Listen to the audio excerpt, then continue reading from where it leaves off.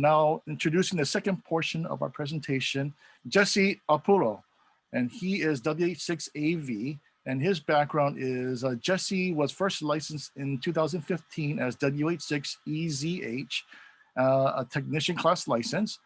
Then he was issued a general class in 2016 and obtained the vanity WH6AV, the call sign. So Jesse also achieved his extra class license in 2017. And he has formerly owned and operated 6 internet companies from 1997 to 2003 as a network engineer. And he's also deployed point to multi-point wireless system with WISP, WISPR on Hawaii on Maui using Part 15 devices. And in 2016 or 2000, I think it's 18, started to get involved with digital mesh radio on the microwave bands as well. So now let Jesse take over. Aloha, good morning, good afternoon, good evening, wherever you're at. I'll be talking about the Hawaii AREDN mesh. Name here is Jesse Apuro. Call sign here again is WH6AV. I'm the ARES ASIC Hawaii. I'm also the technical specialist, and I'm also the vice president of Ham Shack Hotline, Asia Pacific and HHUX. Let me go ahead and fast forward to the next slide. I want to make a mention to Hawaii Emergency Amateur Radio Digital Network. A big thank you goes out to them. Also, Hawaii Mainland Overseas All-Star Network, the ARRL, Hawaii ARES, WinLink, and also to AREDN Mesh. Why AREDN Mesh? Well, we wanted to implement our network as far as security-wise to strengthen and harden the entire network. As well as being able to actually still be operational and online and having connectivity between sites using AREDN mesh.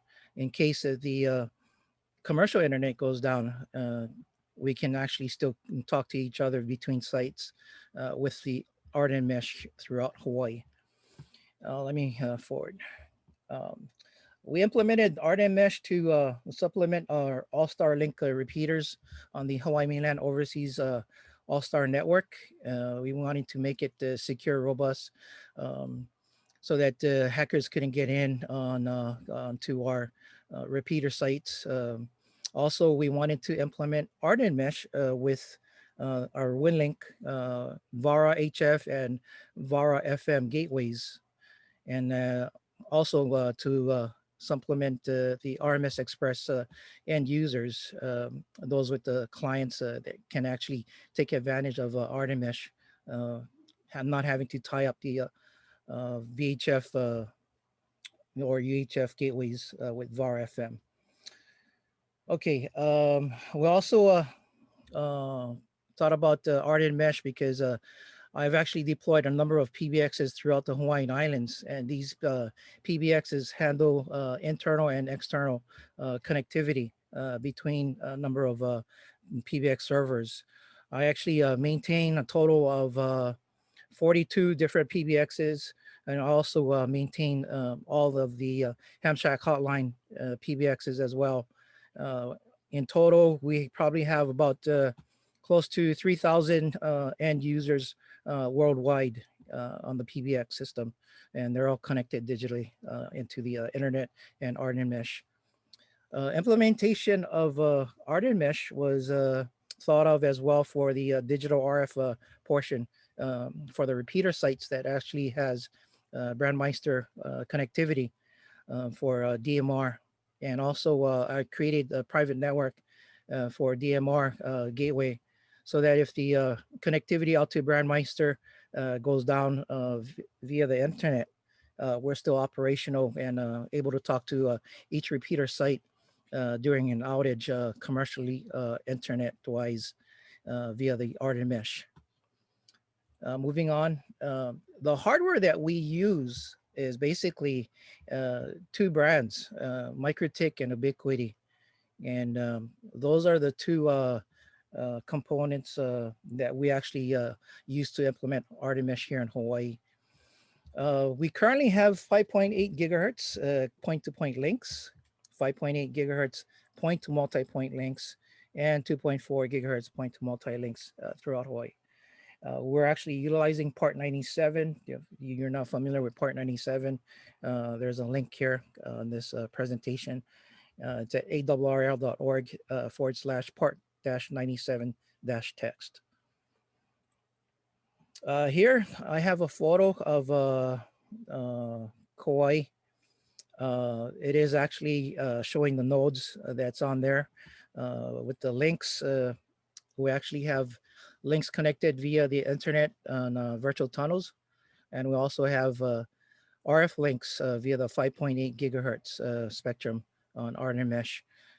Hovering over here with the mouse, this is NH6HI out there in Kalaheo.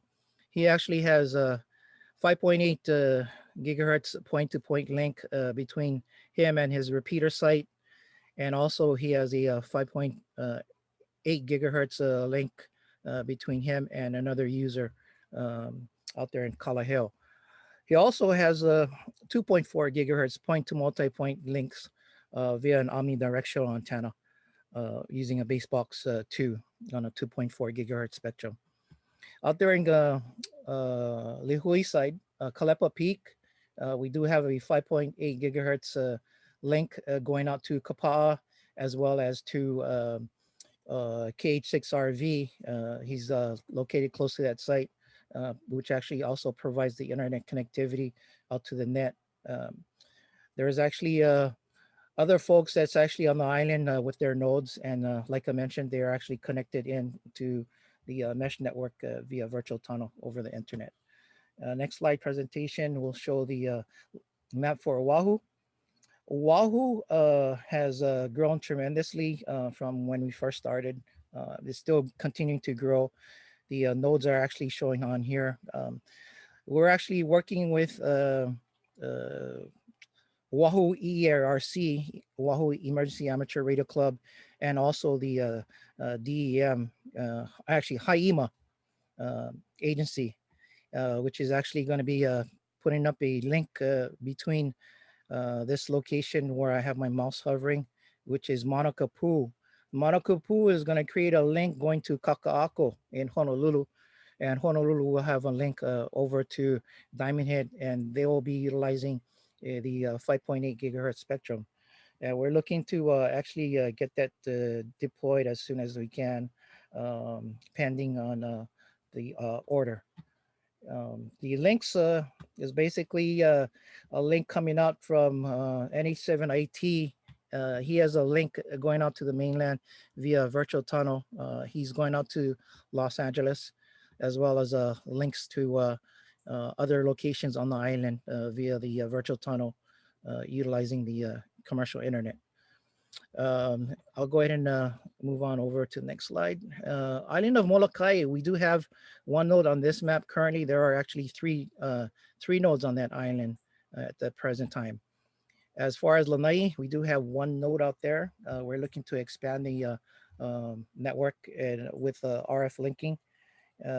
Here for the Maui County, Maui Island, we actually have nodes central Maui and also on the west side of the island of Maui.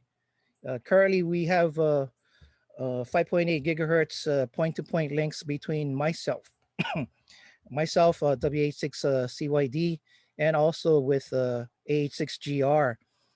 With the three, we're actually servicing Central Valley Isle. So we're actually utilizing 5.8 gigahertz spectrum to carry backhaul traffic, as well as having 5.8 gigahertz point-to-multi-point links between H6GR and WH6AYD and my location. There's also 2.4 gigahertz point-to-multi-point connectivity over in Pukalani at the WH6CYD location as well. I'm looking to expand Keokea to actually carry point-to-multi-point link, as well as a point-to-point link coming up in the near future. This is overall for the Maui County. I do have virtual tunnels connecting up to Honolulu, the island of Kauai out in Kalaheo, Lanai, Molokai, and also to the Big Island. And next slide will present the Hawaii County. Hawaii County is actually rapidly growing with AREDN mesh. We've actually implemented quite a lot more as far as end users coming on board with their HAP AC devices, the AREDN mesh router. Currently, we are actually having 5.8 gigahertz connectivity links for point-to-point and also point-to-multi-point out there in Hilo, as well as in Aina Loa, I believe. We have a small pocket that's actually being covered. Here's the connectivity map showing the Hawaii County. Kona is actually connected to Hilo via virtual tunnel. This screen is actually here in error. The connectivity we have is that I got 2 connectivities coming from myself here on Maui to the Big Island out there in Waimea and also out to Hilo. That's via the virtual tunnel over the internet. This is an overview of the Hawaii AREDN mesh. Shows you what the overall picture looks like for AREDN mesh growth and expansion. We're looking to actually deploy more areas with point-to-point links and also point-to-multi-point links. This is a connectivity map. We actually have connectivity, like I mentioned. One is actually going out to Los Angeles via NH7IT. And then we also have connectivity going out to Guam. Project obstacles, we haven't come across any, knock on wood.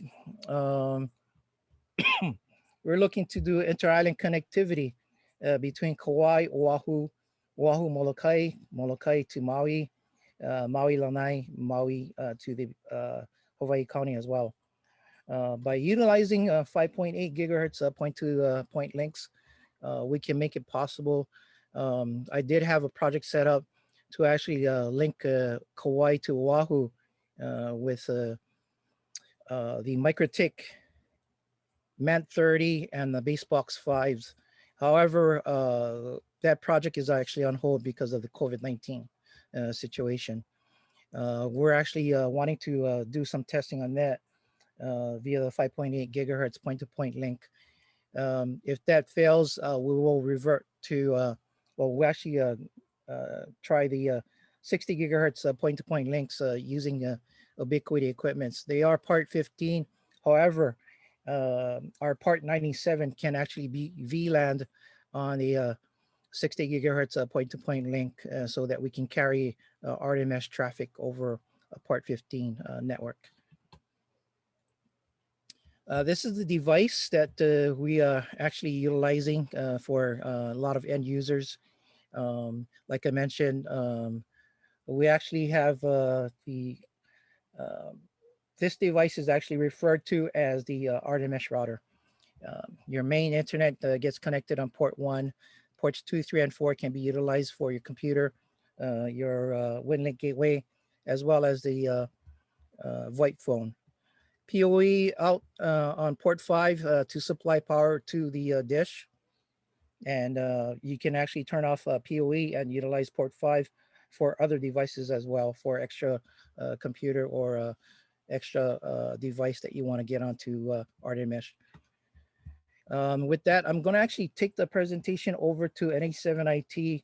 He'll do a small little demo of what it's like having a unit like this and connected to a small little dish. So Van, if you want to take over and bring it back to me, I'll go ahead and stop share. Okay, friends, aloha. We got 2 of the popular devices.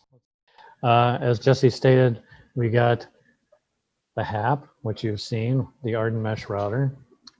And as Orv says, it's got the 2 gig and the 5 gig radio in there.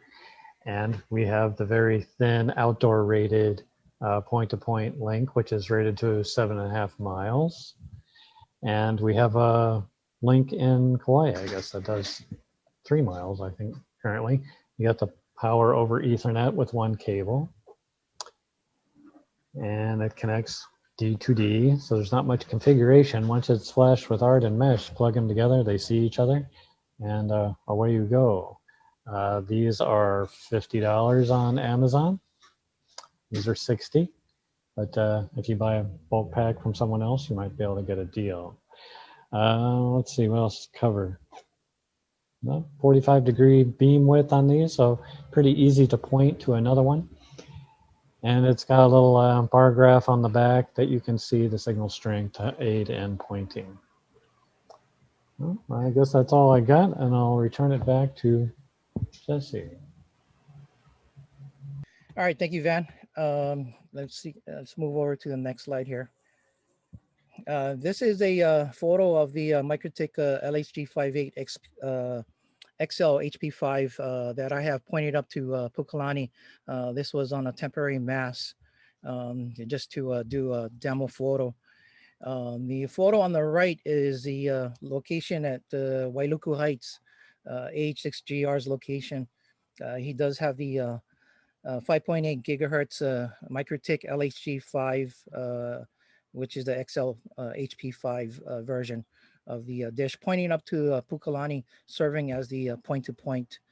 The photo, or actually the antenna on the right, is a MikroTik 19S. It is a 120-degree sector that is actually illuminating the Central Valley of Maui as well.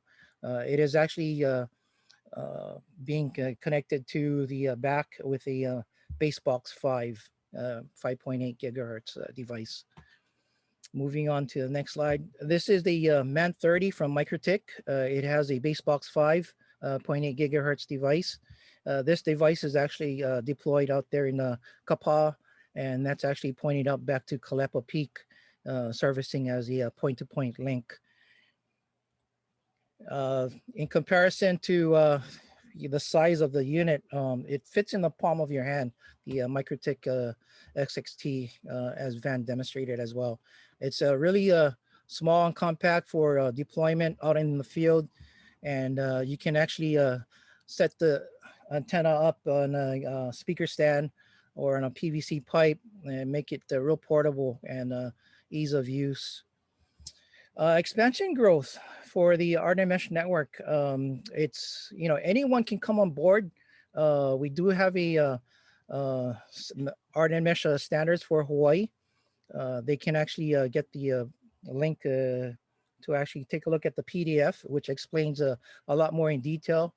In the PowerPoint presentation, I will have the links available so that you can actually click on them and go through.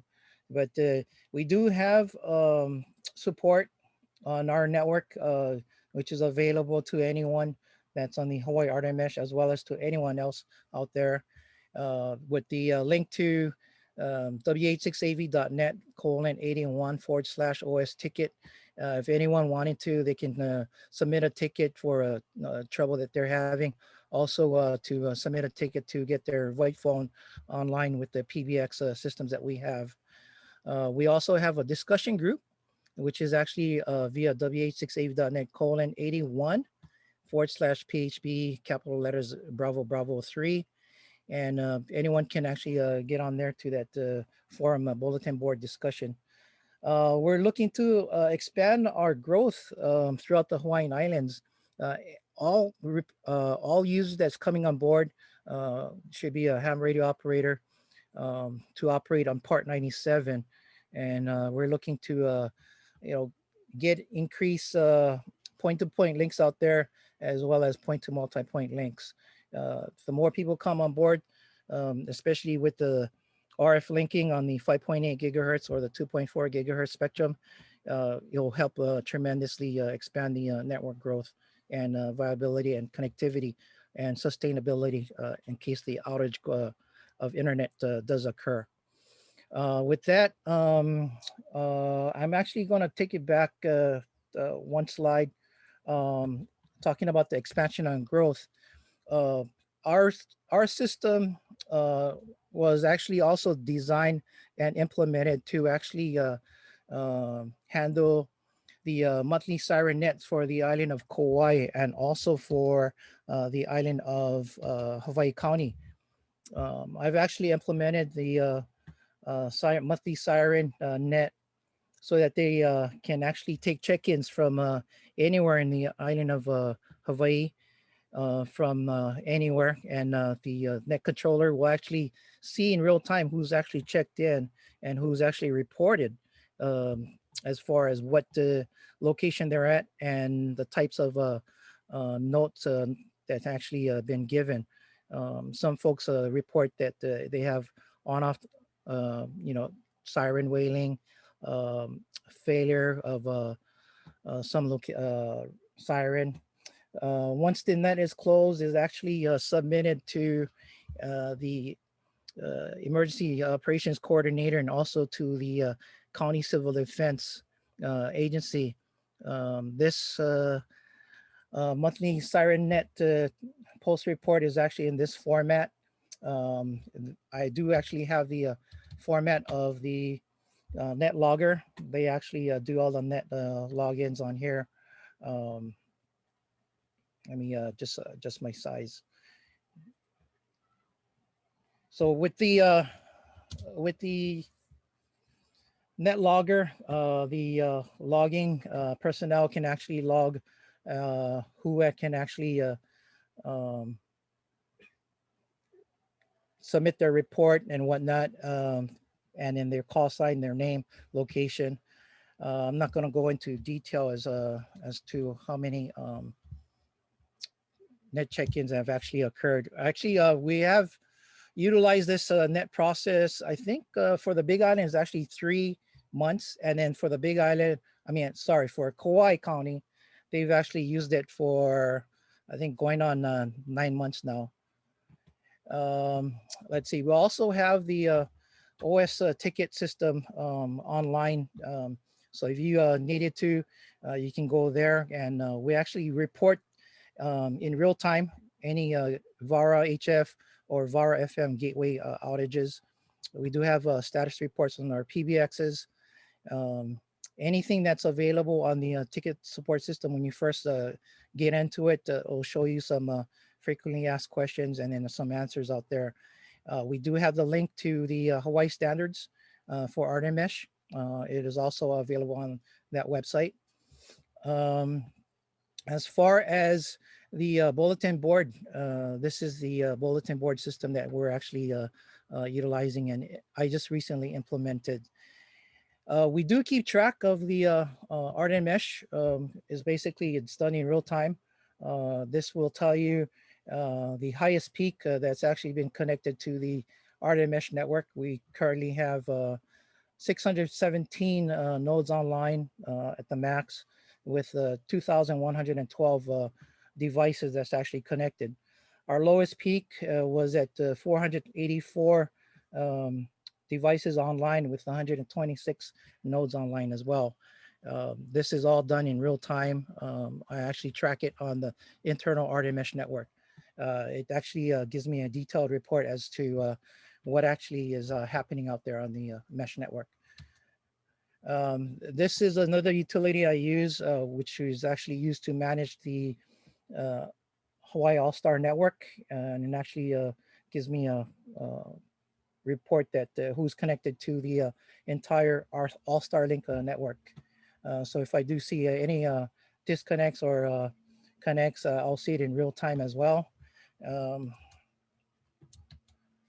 This is actually the net logger. I just did this for demo for the Big Island County. With that, I don't have much else to mention. Otherwise, we are actually operating on Part 97. That's for ham radio operations. So not much else to talk about other than we'll pass it over to Stephen, and we'll continue with the panel discussion. So with that, I'll stop my share. Hey, thank you very much, Jesse, for the presentation.